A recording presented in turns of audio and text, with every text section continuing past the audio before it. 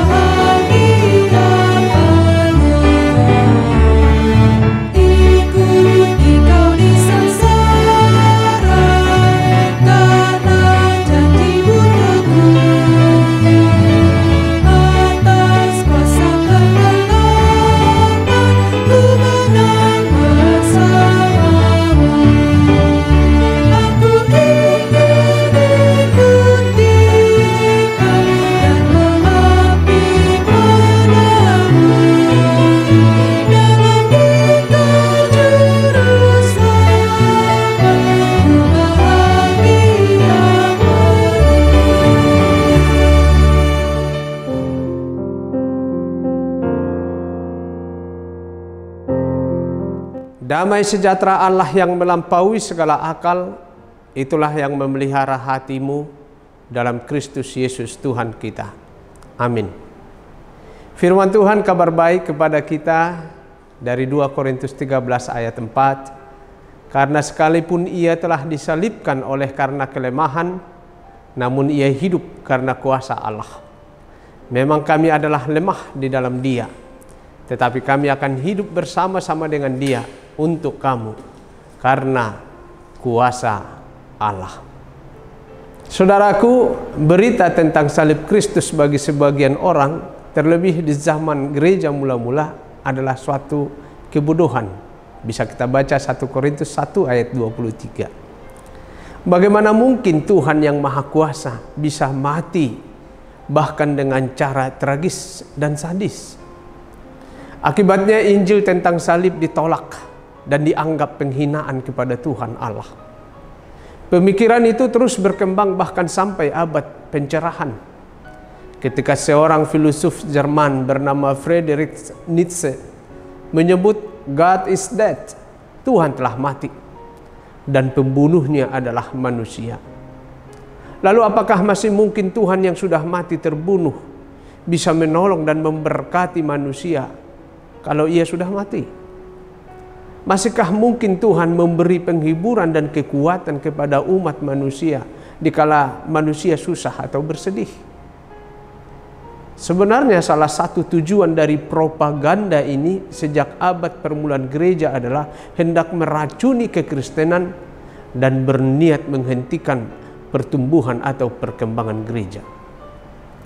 Nietzsche sendiri menganggap kekristenan adalah seperti candu yang meninabobokan manusia sehingga pasrah atau onrimo dengan kelemahannya dan tidak mau bangkit untuk memberdayakan sepenuhnya potensi dalam dirinya. Saudaraku, firman Tuhan hari ini merupakan jawaban dari Rasul Paulus terhadap kampanye buruk atau negatif yang dilakukan terhadap kekristenan. Rasul Paulus menyampaikan bahwa Kristus disalib oleh kelemahan bukanlah hendak menunjuk kepada kelemahannya atau mengatakan bahwa Kristus itu lemah sehingga ia wajar mengalami kematian. Tidak. Kristus mengalami penyaliban dan kematian adalah karena menanggung kelemahan manusia yang tidak berdaya dan sanggup melawan dosa maupun maut. Namun ia bangkit dan hidup karena dalam dirinya ada kuasa Allah yang sungguh-sungguh bekerja. Kekuasaan Allah itulah juga yang bekerja di dalam diri para rasul, sehingga Injil terus berkobar-kobar, diperdengarkan dan disiarkan di sepanjang zaman dan tempat. Para rasul menyadari kelemahannya sebagai umat manusia. Namun para rasul mengandalkan kuat kuasa Allah, sehingga Injil terus membahana sampai dengan sekarang.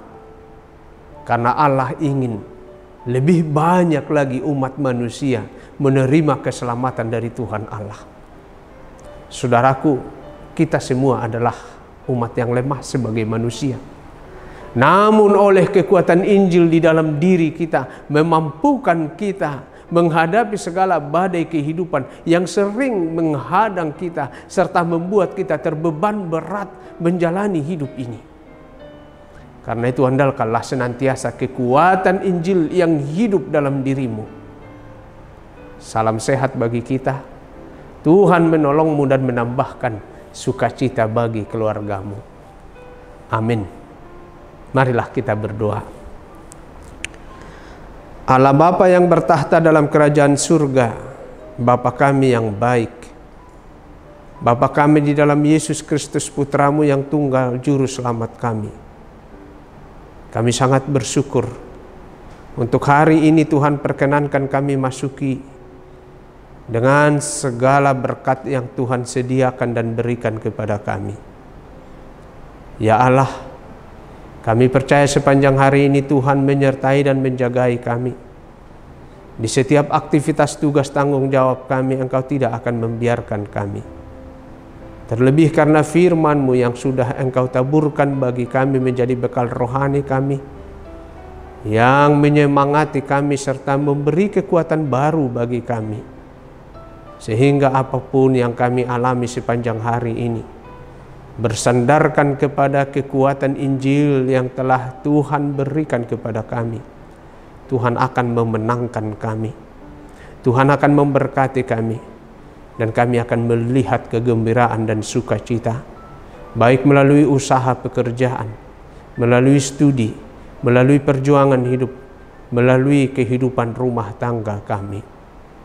Tak putus-putusnya kami berdoa untuk warga jemaat-Mu dalam kehidupan rumah tangga atau keluarganya, untuk anak-anaknya, untuk masa depan mereka.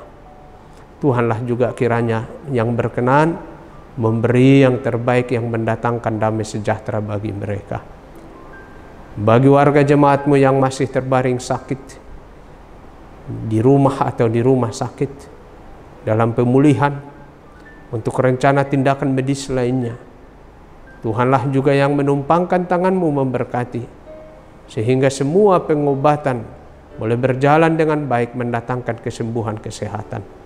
Yakinkan warga jemaat-Mu yang sakit bahwa Tuhan hadir dalam kehidupan mereka, baik melalui para medis, melalui keluarga yang merawat dan mengasuh mereka. Ya Allah, sempurnakanlah permohonan kami ini dalam pengasihan Yesus Kristus Tuhan dan Juru Selamat kami yang hidup. Marilah kita bersama-sama memohonkan doa Bapa kami. Bapa kami yang di surga, dikuduskanlah nama-Mu, datanglah kerajaan-Mu, jadilah kehendak-Mu di bumi seperti di surga. Berikanlah kami pada hari ini makanan kami yang secukupnya, dan ampunilah kami akan kesalahan kami, seperti kami juga mengampuni orang yang bersalah kepada kami. Dan janganlah membawa kami ke dalam pencobaan, tetapi lepaskanlah kami daripada yang jahat.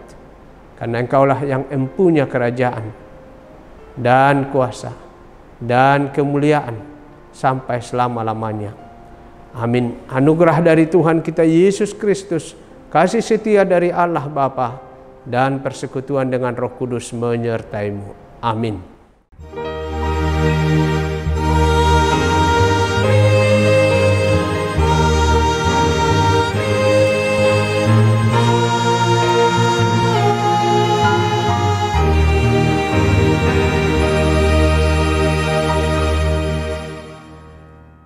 Salam sehat bagi kita. Horas.